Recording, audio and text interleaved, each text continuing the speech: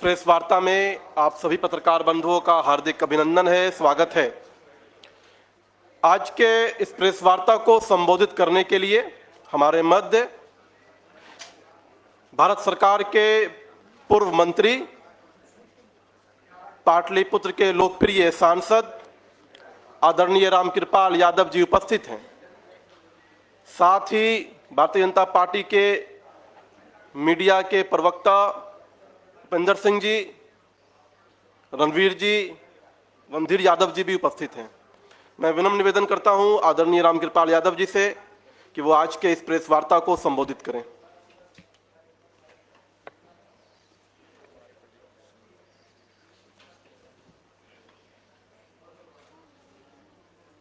सभी लोगों को मेरा नमस्कार और आप सब लोगों का स्वागत भी है। खासतौर पर आज भारतीय जनता पार्टी के तरफ से आपने देखा होगा कि विगत दिनों में कांग्रेस पार्टी ने अपने मैनिफेस्टो जारी किए और इन्हीं मैनिफेस्टो में जो बातों को रखा है उसके कुछ पॉइंट्स पर आज हम अपनी प्रतिक्रिया व्यक्त कर रहे हैं। कांग्रेस पार्टी पुरानी पार्टी है। कमोबेश देश में 60 वर्षों तक राज्य और केंद्र में लगातार राज किया है और देश की जो आज की स्थिति है और आज के पहले के 60 वर्ष के शासन के बाद भी देश की जो हालात है आपके समक्ष है, देश के समक्ष है, देश की जनता के समक्ष है। किस तरह की कठिनाइयों से देश गुजरता रहा है। देश की बदहाली, फटहाली, भ्रष्टाचार, लूट और कई तरह के चुनौतियों का सामना देश के 140 करोड़ लोगों को करना पड़ता रहा है। मगर देश की महान जनता ने पिछले 10 वर्ष पहले भारतीय जनता पार्टी, एनडीए और ख़ास तौर पर इस देश के नेतृत्वकर्ता सम्मानीय यशस्वी प्रधानमंत्री मोदी जी पर विश्वास व्यक्त किया और बहुत देश को यह एहसास होगा 60 वर्षों की जो परेशानी थी, जो दिक्कत था, जो लूट था, खसोट था, आतंक का वातावरण था, नक्सल प्रभावित था, देश लगता नहीं था शायद बच पाएगा। उग्रवाद से लेकर के नक्सलवाद तक हावी था। गरीबी फटहाली से गुजर रहा था देश की जनता। बहुत ही निष्ठा और ईमानदारी के पूर्वक माननीय मोदी जी ने एनडीए की सरकार को उन सब चीज़ों से बाहर निकाला है। मैं ख़ास तौर पर अभी हाल के दिनों में कांग्रेस के उस मैनिफेस्टो की तरफ ध्यान आकर्षित कराऊं। कांग्रेस सहित पूरा इंडिया अलायंस अर्बन नक्सल विचारों के चंगुल में फंस गया है। एनडीए की सरकार मोदी के नेतृत्व में, जैसा कि मैंने कुछ कहा बैकग्राउंड्स में, बहुत मजबूती के साथ हर परेशानी को अपने आप से निकालते हुए देश के चाहे किसी पक्ष को आप विचार करिएगा देखने को मिलेगा चाहे प्रधानमंत्री गरीब कल्याण योजना के माध्यम से गरीबों के आंख के आंसू को पोंछने का काम, उनके जीवन को, लाइफ स्टाइल को ऊंचा करने का काम, देश की जो अर्थव्यवस्था है अपने कुशल नेतृत्व में 140 करोड़ जनता का सहयोग के साथ उसको भी मजबूती प्रदान करने का काम किया है। और आप देख रहे होंगे 10 साल पहले जिसका मैंने वर्णन किया, देश जो रसातल में चल गया था उससे मुक्ति दिलाने का काम किया है। और हर तरफ विकास की धारा तो गई है, गरीबों के जीवन को सहज किया है, रोजी रोटी की समस्या को दूर किया है।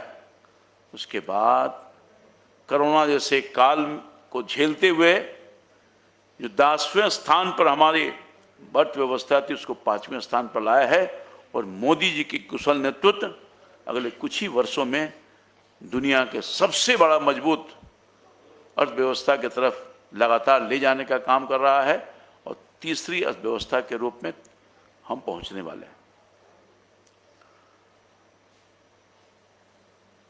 वहीं कांग्रेस पार्टी का मैनिफेस्टो को आप देखिए, कांग्रेस कितनी चालाकी के साथ काम कर रही है। क्या विचार है, क्या सोच है कांग्रेस पार्टी का। जहां मोदी जी देश की अर्थव्यवस्था को मजबूती प्रदान कर रहे हैं, वहीं कांग्रेस पार्टी लोगों के जीवन भर की कमाई को एक्सरे कर उसे लूटने का भी प्लानिंग कर रही है। मैं बहुत उन चीजों को रखने का काम कर रहा हूं, देश की जनता को, आम जनता को किस तरह से कांग्रेस पार्टी प्लान कर रही है। कांग्रेस कह रही है देश की जनता ने अपने बाल बच्चों के लिए जो कमाया है उसको भी उनसे छीन करके मुसलमानों में बांट देगी। ये हम लोग नहीं कह रहे हैं, हम तो सबका साथ सबका विकास, हमारी नीति, हमारी पॉलिसी हर जाति हर धर्म के लोगों के लिए ईमानदारी और निष्ठापूर्वक हम लोगों की गरीबी को निकालने के, गरीबी से बाहर निकालने के लिए हर काम कर रहे हैं। मेरी कांग्रेस पार्टी कर रही है कि आप अपने बाल बच्चा के लिए कमाइए, हम उसको सिर्फ मुसलमानों में बांट देंगे। अरे हमारी पार्टी तो गरीबों के काम कर रही है, हमारी नीति तो गरीबों के लिए है। देश का एकमात्र ही व्यक्ति है, जाति है, धर्म है, मैं मानता हूं वो है गरीब। और हमारे प्रधानमंत्री जी ने गरीब को आगे रख करके योजना बनाया। बहुत बारीकी से आप देखिए, यही याद करिए, क्योंकि पूर्व प्रधानमंत्री मनमोहन सिंह ने कहा था कि देश के संसाधनों पर पहला हक मुसलमानों का होगा। आप गौर फरमाइए, उनके एजेंडे से पता चलता है, उनके मैनिफेस्टो से पता चलता है कि उसको जमीन पर उतारने की कोशिश कर रहे हैं। जिस तरह से याद होगा, बहुत दुनिया को याद है, मैं तो उस समय पार्लियामेंट का सदस्य भी था, बहुत बारीकी से उन चीजों को देखा हूं करीब से। राहुल गांधी ने, माननीय प्रधानमंत्री जी ने, मनमोहन सिंह ने एक ऑर्डिनेंस लाया था कुछ लोगों को राहत देने के लिए, और कैबिनेट का निर्णय का विरोध किया। राहुल गांधी ने ऑर्डिनेंस को फाड़ दिया। उसी तरह से मनमोहन सिंह के उस बयान को जो उन्होंने कहा है, सच्चाई है, दुनिया के सामने आया है। क्या कांग्रेस, राजद में अगर हिम्मत है तो पूर्व प्रधानमंत्री मनमोहन सिंह को जो बयान आया है उसको गलत बोलने का काम करे? है हिम्मत तो आए सामने, फाड़ दिया था ना ऑर्डिनेंस की, काम किया है गलत।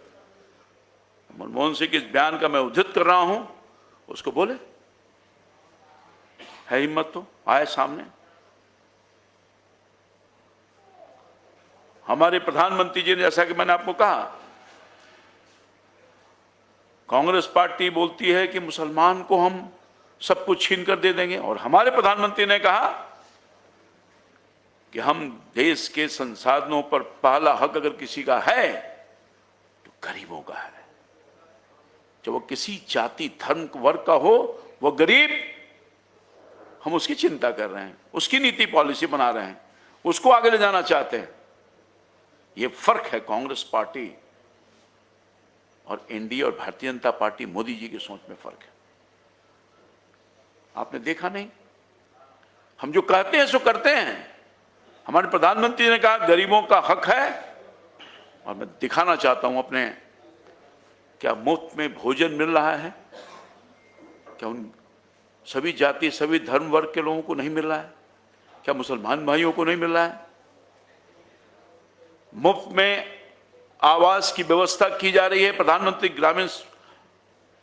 आवास योजना का, क्या उसमें मुसलमान भाइयों को नहीं मिल रहा है?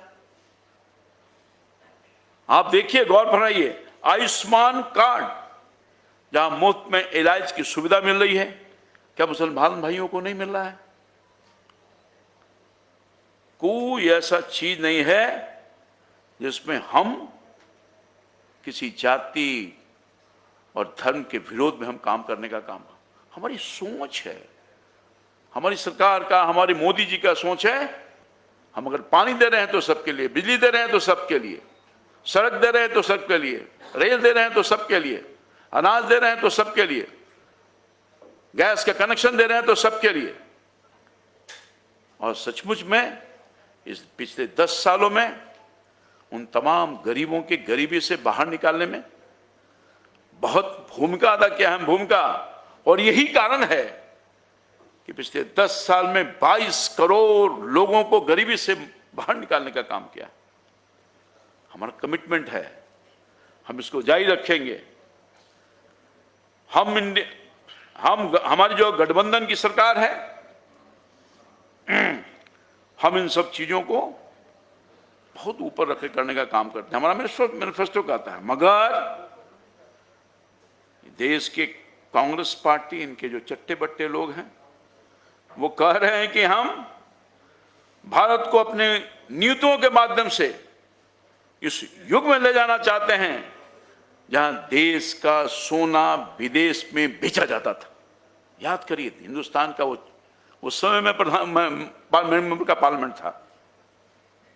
ये दो तरह की सोच कहां ले जाना चाहता है कांग्रेस पार्टी, और इनकी नीति, इनका सिद्धांत, इनकी सोच किस रसातल में पहुंचाना चाहता है। ये फर्क है भारतीय जनता पार्टी और एनडीए में, और ये फर्क आपके सामने मैं रख रहा हूं। हम देश को गिरवी करना चाहते हैं, हम देश को बर्बाद करना चाहते हैं, ये सोच की बात है। कांग्रेस पार्टी का समर्थन बिहार के राष्ट्रीय जनता दल भी कर रहा है। कांग्रेस पार्टी का जो पार्टनर है, सहयोगी है, उसके नीतियों का समर्थन करने का काम कर रहा है।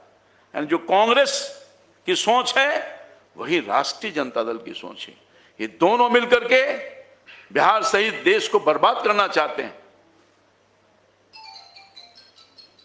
मैं पूरे तौर पर यह कहना चाहता हूं,